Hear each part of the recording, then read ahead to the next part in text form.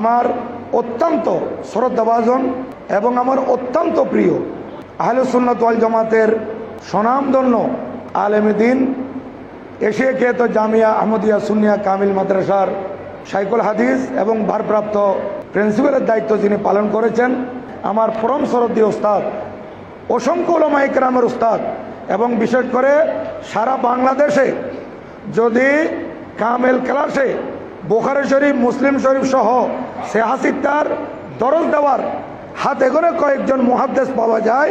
এটা বলছি এই কারণে, যেহেতু পাবলিসিটির মধ্যে আমাদেরকে মুহাদ্দিস বলে ফেলে, ইবতেদায়ী শিক্ষকও মুহাদ্দিস বলে, পাবলিসিটির মুহাদ্দিস নয়। মাদ্রাসার মধ্যে যারা দায়িত্ববান, যারা হাদিস পড়াচ্ছেন, এই হাতে গোনা কয়েকজনের মধ্যে অন্যতম একজন হচ্ছেন আজকে যিনি মিম্বরে বসেছেন, আমার পরম শ্রদ্ধেয় উস্তাদ শাইখুল হাদিস হুজুর আল্লামা হাফেজ সুলাইমান আনসারী মুদ্দাজিল্লুহুল আলী। তো আমি বিশ্বস্ত সূত্রে জানতে পেরেছি আজকের ব্যাপারটা, কিন্তু হুজুর অনেক সময় জুমা পরে চলে যান, আমার সুযোগ হয় না। আজকে আমি বলছি হুজুর আজকে না হবে না, আজকে মেহরবানি করে না বলবেন না, আজকে একটু আমি আপনার খুতবা এবং ইমামতিতে আমিও নামাজ পড়তে চাই। তো হুজুর সম্মতি দিয়ে এসেছেন, হুজুরের জন্য প্রত্যেকে দোয়া করবেন।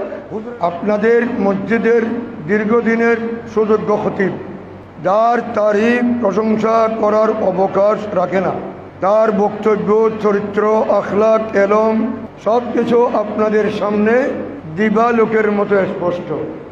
আমি আর তার কি প্রশংসা করব। তিনি তার ছাত্র জীবন থেকে অদ্যাবধি শিক্ষকতা জীবনের ইতিহাস পর্যন্ত আপনাদের সামনে তুলে ধরেছেন। একজন ওস্তাদকে যেভাবে সম্মান দিতে হয় তিনি তা যথাযথ দিয়েছেন। ওস্তাদকে যত সম্মান দিবেন তত উন্নতি হবে, তত অগ্রগতি হবে, তত সফলতা অর্জন হবে। আর যারা ওস্তাদকে অসম্মান করে তাদের জীবন একেবারে দুর্বল, তারা ধিক্কৃত, লজ্জিত, লাঞ্ছিত, পদদলিত, কোথাও তারা সম্মান পায় না। আলহামদুলিল্লাহ, আমি এখানে খতিব সাহেব আমাদের একজন নন্দিত, প্রশংসিত, বর্তমান যুগের আহলে সুন্নাত ওয়াল জামাতের বলিষ্ঠ কণ্ঠস্বর, মর্দ মুজাহিদ এমন ব্যক্তি, তিনি এই মসজিদের খতিব। আমরা আনন্দিত। তিনি একজন যোগ্য আলেম, একজন যোগ্য ওয়াইজ, যোগ্য বক্তা, সুবক্তা এবং পণ্ডিত, যার তকরিরের প্রতীক্ষায় আপনারা আমরা থাকি। তা আমি অনেক সময় জুমার নামাজ এখানে পড়ি, অনেক সময় আমাকে কেউ দেখে আর কেউ দেখে না, কারণ আমার উদ্দেশ্য নামাজটা পড়ি চলে যাব।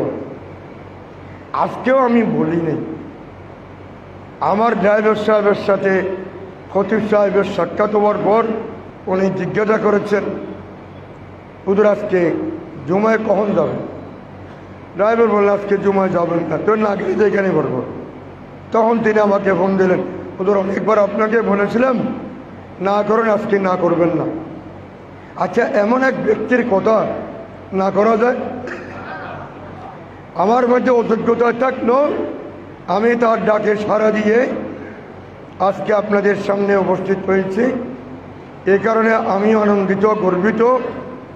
আল্লাহ পাক রব্বুল আলামিন খতিব সাহেবের এলমে, আমলে, ইজ্জতে, হায়াতে, বরকতে, ধনে, দৌলতে অফুরন্ত বরকত নসিব করুন। আমি তার পরিবারের, তার ঔলাদের ভবিষ্যৎ উজ্জ্বল, সৌন্দর্য, উন্নতি কামনা করি এবং সুস্বাস্থ্য, সুদীর্ঘজীবী, সুদীর্ঘ আয়ু কামনা করি। আপনাদেরও, আমাদেরও সকলের আল্লাহ পাক জীবনকে সুন্দর করুন এবং আমাদেরকে আল্লাহ পাক প্রত্যেককে হায়াতের তৈবা নসিব করুন।